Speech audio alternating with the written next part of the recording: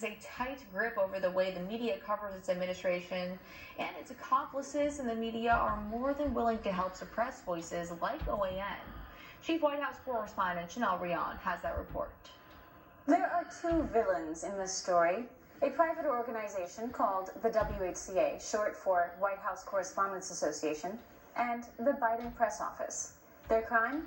Reigning over a one-sided dictatorial regime aimed specifically to push a leftist narrative while silencing anyone who dares question them.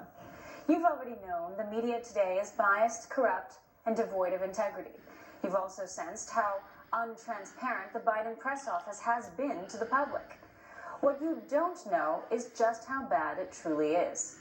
What you're about to hear is an exclusive expose of how today's media elite work behind the scenes to push a one-sided agenda at the White House, all while pretending to be the objective arbiters of truth. It was March 19, 2020. The leftist media, in lockstep with actual Chinese propaganda, breathlessly rushed to label the Trump administration as racist for calling COVID-19 the China virus. OAN then asked this question. Do you consider the term Chinese food racist because it's food that originates in China or it has Chinese? No, I don't think it's racist. I don't think it's racist at all. On that note, major left-wing news media, even in this room, have teamed up with Chinese Communist Party narratives, and they're claiming you're racist for making these claims about Chinese virus. Is it alarming that major media players just to oppose you are consistently siding with foreign state propaganda, Islamic radicals, and Latin gangs and cartels, and they work right here at the White House with direct access to you and your team? OAN was promptly punished by the WHCA after posting an anonymous note to OAN's desk berating the question. The WHCA then held an emergency board meeting and diluted OAN's seat assignment, forcing OAN to share its seat with 10 other networks in order to keep OAN out of the briefing room. The association, ultimately realizing how obvious it was OAN was being singled out for punishment, diluted a few other seats days later, citing COVID safety concerns. But this was just an excuse. Ultimately, the WHCA took away OAN's seat in the briefing room altogether, and OAN was allowed to attend by White House invitation only, standing always in the back. Members of the WHCA continued to act with malice toward OAN, vandalizing our desk, taping up chairs, and placing physical barriers and ladders to obscure OAN's participation in the Trump press briefings. Both OAN White House correspondents have been refused membership into the WHCA. Again, a private organization operating on public property. The harassment and efforts to stifle OAN's coverage did not end there. After procuring an agreement from the White House to build its own tent on the North Lawn, OAN paid for and constructed a broadcast tent on the North Lawn of the White House grounds, installing expensive equipment and internet lines.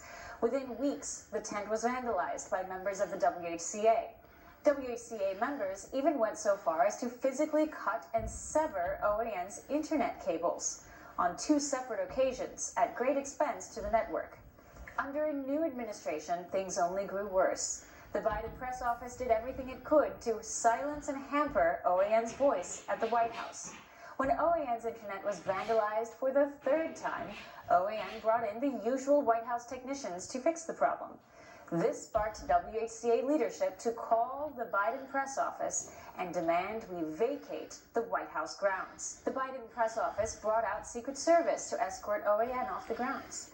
Secret Service refused to do so, and instead confirmed to the Biden White House this was indeed OAN's tent, and OAN had done nothing wrong. To date, the Biden White House continues to refuse OAN permission to fix its internet.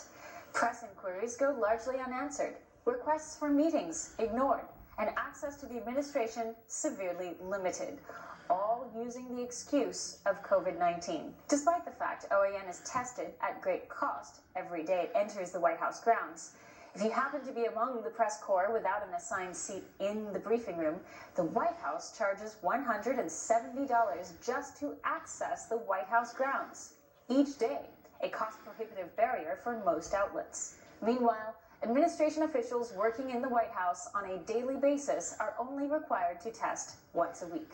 Ultimately, Access to the People's White House today is limited by the number of tests available. Oftentimes, OAN and other right-of-center outlets are shut out completely. Case in point, on the oddly monumental occasion of Biden's first solo press conference, the Biden press office allowed only 30 reporters into the room. Of those 30, only 10 reporters were handpicked to ask questions of Joe Biden. Right-of-center outlets like OAN, Fox News, Washington Times, and Epoch Times were either not invited or not called upon. And by design, the Biden administration cannot allow Biden to be exposed to the tough questions. And despite strange language emphasizing the desire to reach out to the 74 million Americans who did not vote for Biden, the Biden press office and the WHCA's efforts to shut out OAN and conservative media is testament this desire is specious lip service. The heavily orchestrated press conferences, the shutting out of right-leaning media, the vandalizing and silencing of OAN and other voices, all while claiming to be the most diverse and inclusive White House history has ever seen. This is comical at best.